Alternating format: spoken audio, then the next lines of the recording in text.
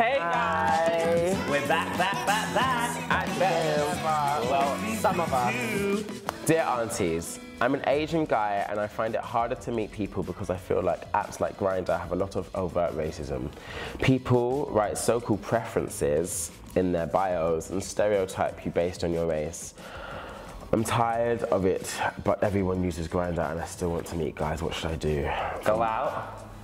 Yeah, I know, but I mean, yeah. Sorry, I lost, that took the wind out of me halfway through that. I'm so... Why? Because it's so, and like this you know, racism in the queer scene, in the gay scene, I'm so like over it and it's so prevalent. And this question, being asked this question again, we had questions like this last time, do you know what I mean? And having experienced it myself, having on Monday broken up with somebody because they could, it wasn't even racism, but they were just so privileged and so different from it and being othered. And I'm just like, to all my brown bodies out there, I just want to say like love in it. Just want to send some love for a moment and just say like to people who don't appreciate us, we are beautiful and we are so much. I just want to say that.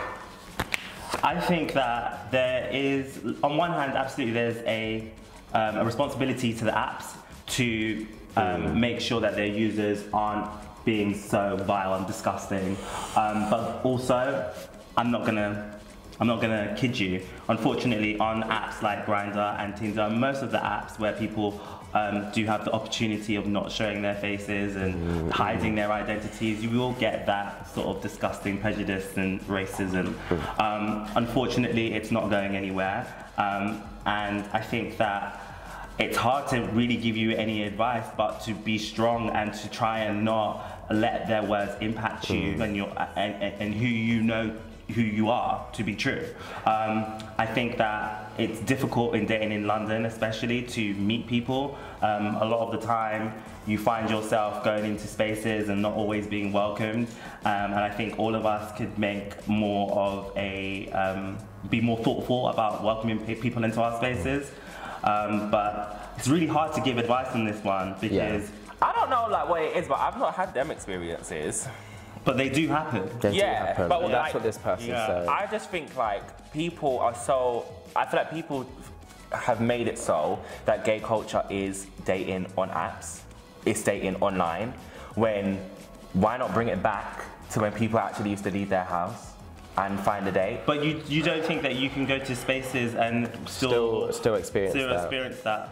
Well, I'm pretty sure you can. I'm sure you can. So what difference does it I'm make? saying me personally, I haven't. However, I'm saying there, when you leave your house, there is more people. Yeah, but Do you get what I mean? But that's fair. But that I think also this is more a question about experiencing racism on the scene. Well, everyone uses Grindr and I still want to meet guys. Yeah, but I think that he would still experience that in that's a reflection of the scene. Grindr is like a pinpointed, like a really heightened thing that you experience in the clubs as well. So I think it's good to give advice on experiencing racism as well, rather than just because you know, just saying, oh, well, don't go on Grindr, because maybe that's what he wants to do. No, I'm not saying don't go on Grindr. I'm just saying to meet guys, leave your house. But I also think this, and this might be controversial, but I have a lot of friends who are men of color, and they tend to only date white men. And I feel like there's some, I wouldn't say responsibility, but I do think we need to take accountability when we are dating to make sure that we are being as open to dating other races too. If you're so tunnel vision that you only date one race and then every time your preference doesn't prefer you, there is also a space where you have to say, okay, maybe I should be looking elsewhere. Am I as open as I could be to other men? Because this comes down to things like internalized racism as well, which is something that can be so prevalent with people of color, and that's why I think you try to outsource that and get love from these people, and it takes a lot of kind of looking introspectively, and I'm speaking from first-hand experience of this, and realizing and understanding those emotions, and also, and this is just me being very honest, I've got to this place now with dating white guys where, like, even if it's not overt racism, just being othered, just the energy of having to explain, of just not being the same as them, I personally, I'm over it. Like I said, I had an experience on Monday, like I had to break from a guy, and I'm a bit like, he was a prick, but the guy before him was just ignorant, and the guy before him was actually really, these are white guys, was actually really lovely, but still didn't get some things about my identity. And I feel like it's a bit of a touchy subject because like you have to, it just depends on the person. I feel like with me personally, I'm open to all races. I've been with white guys, black guys, do you get what I mean? Like now, when I've been, but when like I've been with black guys, it's been easier because I don't have to explain myself. However, it still doesn't take away from the fun that I've had with being with a white person. Like now, my guy's white, you know what I mean? Like, but he gets me through and through. It's taken time to get to that place, many years, but still, do you get what I mean? Yeah, this is true. It takes time as well because there are the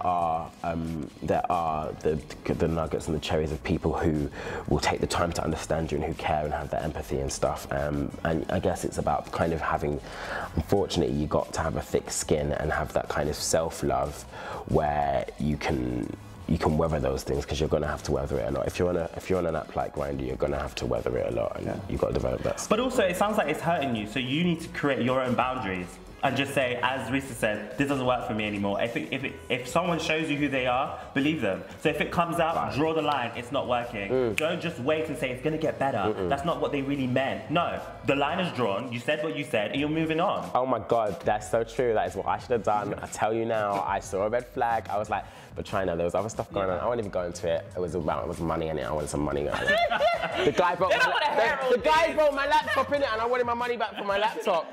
I wasn't trying to like fish the guy. Oh my God, delete that! No,